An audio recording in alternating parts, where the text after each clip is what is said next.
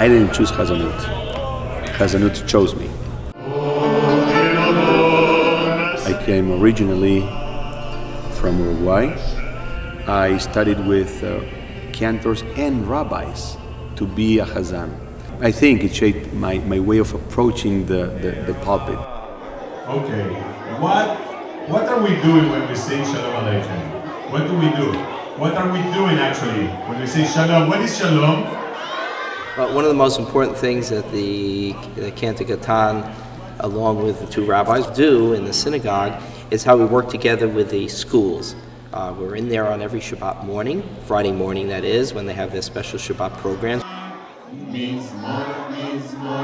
And the fact that the kids see the rabbis and the cantor working together and enjoying sharing time with each other and with them shows them that it's an entire team effort.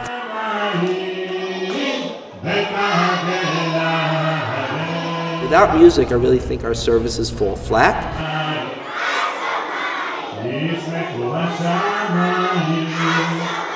I think that we should try to do is to install in them the curiosity and the willingness of wanting to learn more and more about Judaism. I learned something a long time ago when I saw a rabbi who unfortunately had suffered a very severe stroke and lost his ability to speak. However, he was able to sing. And that taught me something very important, which of course the neurologist can tell you, is that it's a different part of the brain, music. It's not the logical part, it's really an emotional part. Our children, my students, are overloaded with so many different activities, and they still get the time to get into the internet, the Facebook, and the texting and everything, but we cannot substitute the human experience. So when we have the chance of getting them, physically speaking, in presence, we should prioritize the experience. Because the whole idea is to have a joyous experience. And you can see that with the kids. It's a total different mood. When you're talking to them, they may be engaged in learning, but when you're singing with them, you see a different light on their face and you see a different enthusiasm. That enthusiasm can then be translated over to study as well. Adult education is a very critical part that the cantor participates in. We want them to understand that everyone who is involved in the synagogue on what they call a clergy level, everyone is involved with teaching. Every week the cantor and I study, generally on Friday before Shabbat, and every week we read Torah in front of the congregation.